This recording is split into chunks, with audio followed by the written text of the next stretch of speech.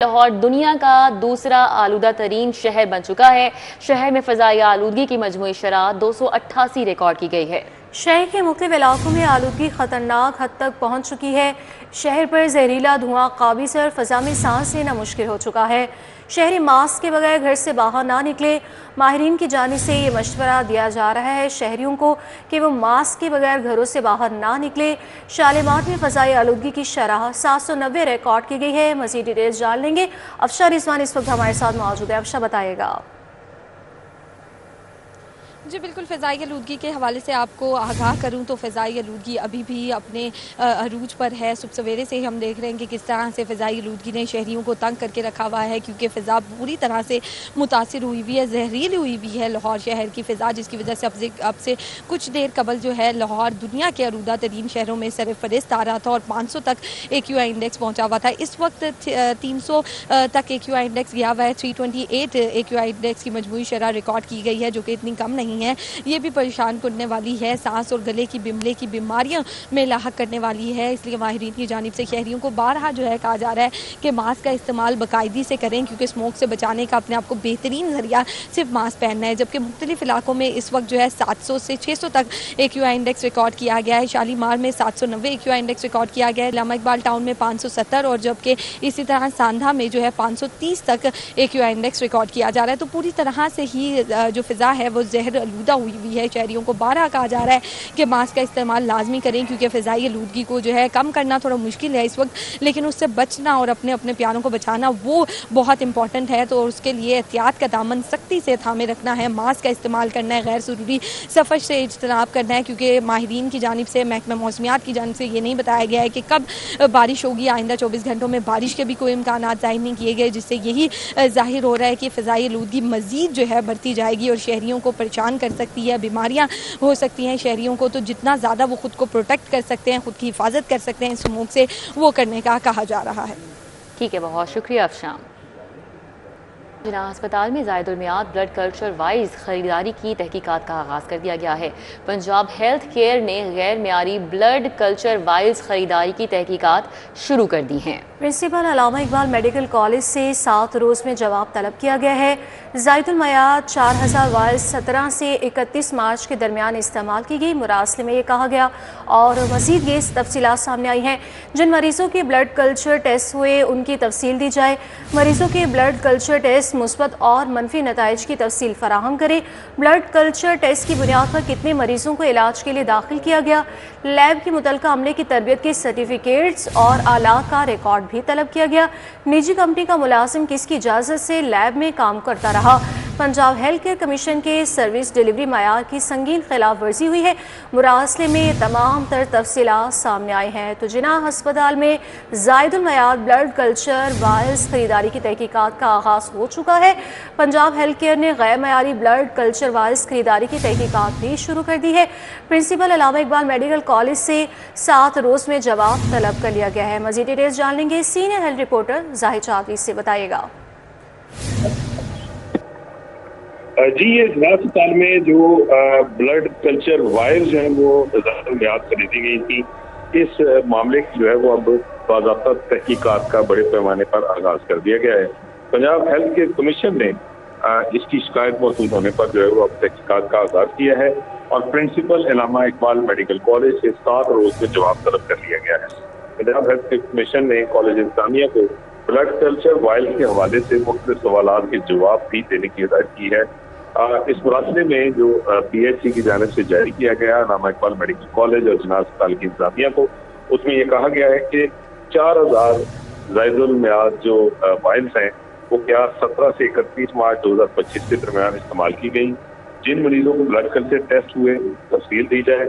इसके साथ साथ जो ब्लड कल्चर वाइल्ड टेस्ट के नताइज फ्राहम किए गए इलाज मुआवजे की तफसीलात हैं वो भी दी जाए और 17 से 31 मार्च के दौरान जो बात हुई उनमें से किन मरीजों के ब्लड कल्चर टेस्ट हैं वो इन वायरस के जरिए जो है किए गए थे। इसके अलावा मरीजों को ब्लड कल्चर टेस्ट की तादाद, मस्बत और मनफी नताइज, ब्लड कल्चर टेस्ट की बुनियाद पर कितने मरीजों को अस्पताल में इलाज के लिए दाखिल किया गया, लैब के मुतल्लिका अमले की तरबियत के सर्टिफिकेट्स और आलात की देखभाल का रिकॉर्ड जो है वो भी तलब किया गया है। इसके अलावा इस मुनासिबे में ये भी निशानदेही की गई है कि निजी कंपनी से जो मुलाजिम है वो किसकी इजाजत से लैब में काम करता रहा और गैर अस्पताल मुलाजमीन को पैथोलॉजी लैब में काम करने की इजाजत कौन देता है।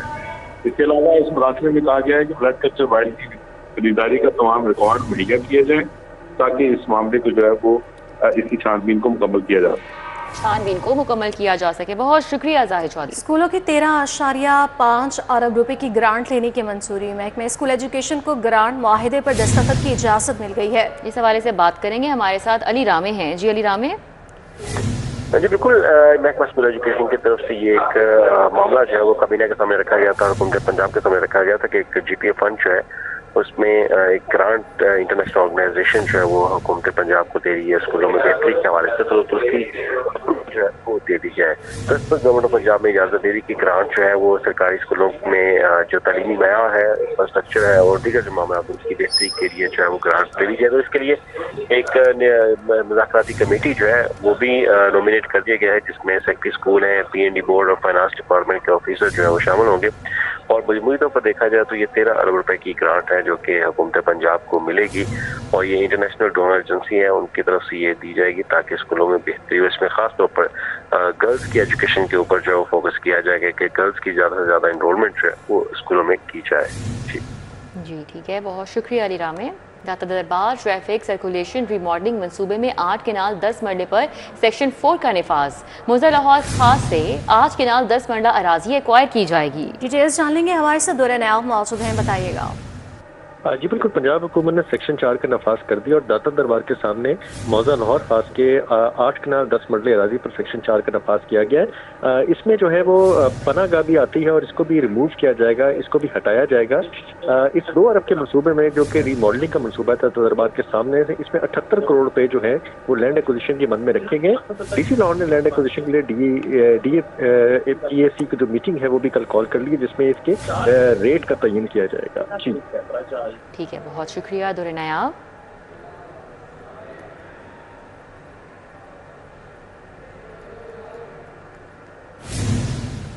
कि आटे की कीमतों में इजाफे को ब्रेक नहीं लग सकी। प्राइवेट कंपनी की जानिब से आटे की कीमतें बढ़ाने का सिलसिला ताहाल बरकरार है। सूरत हाल पर अपडेट कर रहे हैं शहजाद खान अब्दाली। जी शहजाद। बिल्कुल, शहर के ओपन मार्केट में बुनियादी अशिया ज़रूरिया की कीमतों में इजाफे का सिलसिला जारी है और मारूफ निजी कंपनी की जानब से आटे की कीमतों में फिर इजाफा किया गया है। पहले 5 किलोग्राम आटे का जो थैला था वो 800 रुपये का 70 रुपये इजाफे के बाद मिल रहा था और अब उसमें मज़ीद 50 से 60 रुपये का इजाफा किया गया है, जिसके बाद होल सेल में 5 किलोग्राम आटे के थैले की कीमत 790 रुपये मुकर्रर की गई है और परचून में ये 840-850 रुपये का सार्फिन को मिल सकेगा। और इस हवाले से जो दुकानदार हजरात हैं वो भी परेशान हैं और इसके साथ साथ सार्फिन जो हैं वो भी शिकवा करना है। वो ये कहते हैं कि आटे की कीमतों में बेतहाशा इजाफे का सिलसिला जारी है। अगर इसी तरह आटा महंगा होता रहा तो सार्फिन जो है वो मियारी आटे से महरूम हो जाएंगे, क्योंकि लोगों की इतनी कुव्वत ख़रीद नहीं है जिस तनासुब से कीमतें जो है वो बढ़ाई जा रही हैं। अब सार्फिन को निजी कंपनी का जो आटा है वो अगर फ़ी मन की बात करें तो 6,800 रुपये फ़ी मन के हिसाब से मिल सकेगा। ये कंपनी जो है वो ठीक है। शहजाद, बिजली के बिलों में अरबों रुपए की ओवर बिलिंग करने का मामला संगीन हो चुका है। बोर्ड ऑफ डायरेक्टर्स का ओवर बिलिंग के शो कॉज नोटिस के फैसले पर इजलास तलब कर लिया गया। जराये के मुताबिक बताया गया है कि बोर्ड ऑफ डायरेक्टर्स की नेपरा में जवाब जमा न करवाने पर सख्त सरजनिश की गई है। तमाम अफसरान को नेपरा फैसले के खिलाफ ठोस जवाब तैयार करने के अहकाम जारी किए गए। मजीद जान लेंगे, शाहिद नदीम सिपरा से आगाह कीजिएगा। जी बिल्कुल, ये लाहौर इलेक्ट्रिक सप्लाई कंपनी में अरबों रुपए की ओवर बिलिंग का मामला अब संगीन होता दिखाई दे रहा है, क्योंकि नेपरा ने लेस्को को मुकर्रर अहदाफ में नाकामी पर 2.5 करोड़ रुपए का जुर्माना आयद किया है। और जब लेस्को की जानिब से 3 माह तक नेपरा के शोकाज का जवाब नहीं दिया गया था, तो इस पर चेयरमैन बोर्ड ऑफ डायरेक्टर्स समेत दीगर मेंबरान ने आला अफसरान पर बरहमी का इजहार किया और उनकी सख्त सरजनिश की और साथ में ये उनके अहकाम जारी किए हैं कि नेपरा का जो फैसला है जिसमें 2.5 करोड़ रुपए का जुर्माना आयद किया है, तो इस पर जो ठोस है वो जवाब तैयार किया जाए। ये वाज़ेह कर दूं कि नेपरा का जो फैसला आया था उसमें लेस्को चीफ मोहम्मद रमजान भट्ट ने इस बात को माना था कि उन्होंने ओवर बिलिंग की है और एडजस्टमेंट देने की सूरत में, यानी कि जब ओवर बिलिंग को ख़त्म किया गया और सार्फिन के बिलों को ठीक किया गया, तो ऐसे में लेस्को का जो खसारा है उसमें अरबों रुपए का इजाफा हुआ था। तो ये बोर्ड ऑफ डायरेक्टर ने इजलास के दौरान तमाम जो ऑफिसर्स हैं मुतल्लिका उनसे जवाब तलब किया है और साथ में हदायत की है कि जो जुर्माना आयद किया गया है इस पर वाज़े जो है मौक़िफ़ सामने आना चाहिए। ये वाज़े कर दूं कि जब एफआई ये क्रैकडाउन कर रही थी उस वक्त उसी माली साल के दौरान ये अरबों रुपए की ओवर बिलिंग की निशानदही हो रही थी, लेकिन chairman board of directors Aamir Zia समेत तमाम जो मेंबरान हैं इन्होंने खामोशी अख्तियार कर रखी थी। उस वक्त के डायरेक्टर कस्टमर सर्विसेज राय मोहम्मद असगर को शो का नोटिस भी दिया गया था, लेकिन उस पर फैसला न हुआ। और उसके बाद वजीर आजम की एक बनाई हुई कमेटी ने फैसला किया जिसके तनाजुर में लेस्को चीफ शाहिद हैदर को बाद अज रिटायरमेंट बरतरफ किया गया। तो अभी तक ये मामला चल रहा है, लेकिन ओवर बिलिंग का जो इल्जाम हैं लेस्को पर उसको अभी तक किसी फिक्स नहीं किया जा सका और उस पर मजीद कार्रवाई अभी तक चल रही है। जी ठीक है, बहुत शुक्रिया शाहिद सिफरा। काहना में सीसीडी इंस्पेक्टर की नौजवान को अगवा करके तावान वसूल करने की वारदात सरकारी रेड और गिरफ्तारी की तर्ज पर की गई। इस वारदात के हवाले से जान लेते हैं, हमारे साथ आबिद चौधरी हैं। जी आबिद चौधरी। जी बिल्कुल, सीसीडी इंस्पेक्टर की जानिब से नौजवान को अगवा करके तावान वसूल करने का ये मामला है जिसकी तहकीकात में अहम पेशरफ सामने आ गई है। पुलिस राय के हवाले से कहना है कि वारदात सरकारी रेड और गिरफ्तारी के तर्ज पर की गई है। सीसीडी अगवा बराए तवान सेल ने वारदात की तहकीकात शुरू कर दी है। बताया जा रहा है कि मकबी बिटकॉइन का करेंसी का काम करता था और बिटकॉइन करेंसी की बुनियाद पर ब्लैकमेल करने के लिए नौजवान को अगवा किया गया। इंस्पेक्टर जवेद इकबाल और साथी कांस्टेबल बावर्दी होकर मकबी के घर दाखिल हुए और वारदात में शामिल 2 अफराद जो हैं उनकी शनाख्त का अमल इस वक्त जारी है। पुलिस राय के ये भी कहना है कि मुल्जमान ने दौरान वारदात वर्दी पर नेम प्लेट भी चस्पा नहीं की थी और वलीद को अगवा करने के दौरान मकबी का लैपटॉप, 3 मोबाइल फोन भी छीने गया और अलबत्ता पहली बार जब बात करवाई की तो 5 करोड़ रुपए तवान मांगा गया और पुलिस राय के भी कहना है कि वारदात में सरकारी गाड़ी का इस्तेमाल किया गया और मकबी को हथकड़ी लगाकर अगवा करके तावान वसूल किया गया था। सीसीडी ने मुकदमा दर्ज करके इंस्पेक्टर्स में जो कांस्टेबल है उससे तहकीकात की जा रही है और उसके साथ साथ इनके जो 2 साथी हैं उनकी तलाश भी जारी है। ठीक है, बहुत शुक्रिया आबिद चौधरी। नाजायज असले के खिलाफ मुहिम, लाहौर पुलिस की बड़ी कार्रवाइयां। रवां साल नाजायज असले के खिलाफ क्रैकडाउन में 7541 मुकदमात दर्ज किए गए। मुलजिमान से 43 क्लाशनकोव, 335 राइफल्स और 290 बंदूकें भी बरामद की गई है। डाला कल्चर के जरिए खौफ फैलाने वाले हमारे रिडार पर हैं। डीआईजी ऑपरेशंस की जानिब से ये कहा। उन्होंने मज़ीद कहा कि असली से पाक पुरअमन महफूज लाहौर हमारा हदफ है। गैर कानूनी हथियार रखने वालों के गिरद घेरा तंग कर रहे हैं। नाजायज़ हथियार रखने वाले खुद को कानून के हवाले करें। रेलवे स्टेशन और बस अड्डों पर भी असलहा तलाशी की जा रही है। अफगान बस्तियों और गैर कानूनी मुकीम अफराद की जाँच पड़ताल भी इस वक्त की जा रही है। FBI intelligence investigation IREN hub Lahore की मुश्तरका कार्रवाई की गई है। डिप्टी डायरेक्टर सलमान नवीद भट्ट, आमिर यासीन की क़यादत में ये कार्रवाई अमल में लाई गई है। कार्रवाई में 1 सिगरेट फैक्ट्री और 2 गोदामों की तलाशी ली गई। FBI का मजीद क्या बताना है, इस हवाले से जान लेते हैं कलीम अख्तर से। जी कलीम, कार्रवाई का हवाला बताइएगा।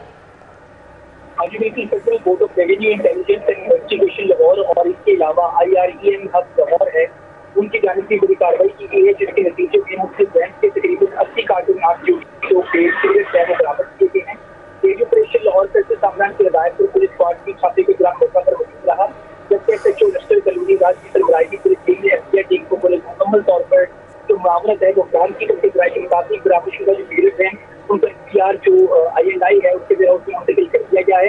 उसके सेक्टर से हासिल शुदा जो रिकॉर्ड है उसको मजीद तहकीकात के लिए तहवील में लिया गया है, जबकि लाहौर डायरेक्टरेट ने कार्रवाई से मुतल्लिक लाहौर को मुकम्मल तौर पर आगाज किया, जिसके बाद बिजली कमिश्नर IR इशफाक अहमद की निगरानी में मशीनरी की तब्दीली मिली थी, जबकि FBI इंटेलिजेंस के मुताबिक नामजदगी सीरियस की तैयारी के खिलाफ क्रैकडाउन मजीद तेज कर दिया गया है, जबकि शुदा जो रिकॉर्ड है उसकी बुनियाद पर मजीद जो गिरफ्तारी इसके अलावा जो कानूनी कार्रवाइयाँ हैं वो भी मतलब की जा रही है।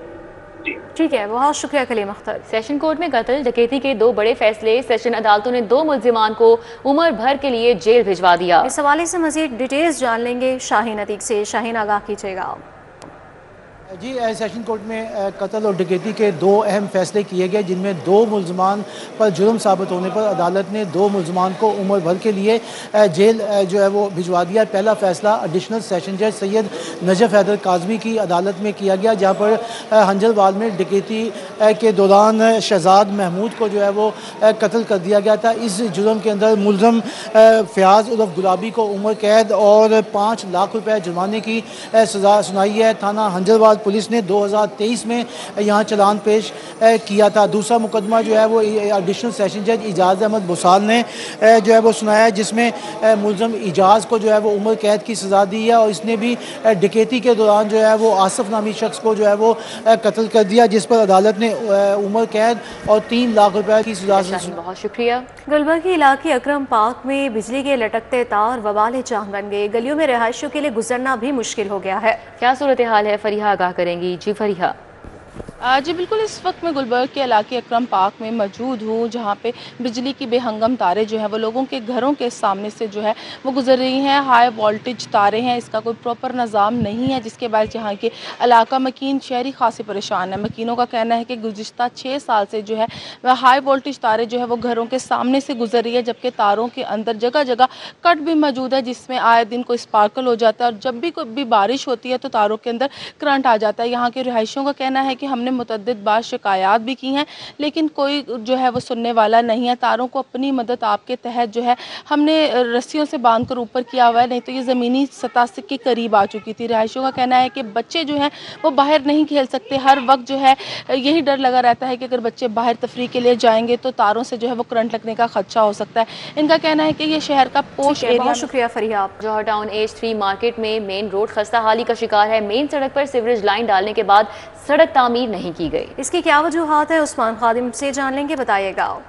जी बिल्कुल, मैं इस वक्त जौहर टाउन H3 ब्लॉक मार्केट में मौजूद हूँ और मार्केट की यह अहम शाहराह मुकम्मल तौर पे टूट फूट का शिकार है। कुछ अर्सा कब सीवरेज लाइन डाली गई थी या तब ये सड़क उखाड़ी गई, लेकिन उसके बाद इसकी तामीर और मुरम्मत नहीं की गई है। सड़क पे बड़े जो है वो गड्ढे और खड्डे बने हुए हैं, हर तरफ पत्थर बिखरे हुए हैं, जिसकी वजह से जो यहाँ के मकीन हैं, जो यहाँ पे शॉपिंग करने के लिए आने वाले आम शहरी हैं और यहाँ से गुजरने वाले जो कार सवार और मोटरसाइकिल सवार, रिक्शा सवार है, उनको शदीद परेशानी और दुश्वारी का सामना करना पड़ता है। सड़क की जो हालत है वो किसी भी वक्त खुदा न खास्ता किसी हादसे का सबब बन सकती है। रात के औकात में यहाँ पे रोशनी का इंतजाम भी नहीं होता, तो सड़क की जो मखदूश हालत है उसकी वजह से कोई भी हादसा पेश आ सकता है। कई माह गुजर चुके हैं जब सड़क की यह हालत की गई, सीवरेज लाइन डालने के बाद इसको लावारिस छोड़ दिया गया, तब से लेके अब तक सड़क की बहाली या मुरम्मत के लिए कोई इकदाम नहीं किए गए हैं। बारहा यहाँ के मकीनों की जानिब से, दुकानदारों की जानिब से इंतजामिया को शिकायत की गई है, रिक्वेस्ट की गई है कि सड़क की मुरम्मत और बहाली का काम किया जाए। उस्मान, बहुत शुक्रिया। नादरा ने पाक ID एप्लीकेशन में मजीद जदीद फीचर्स मुतारिफ करा दिए हैं।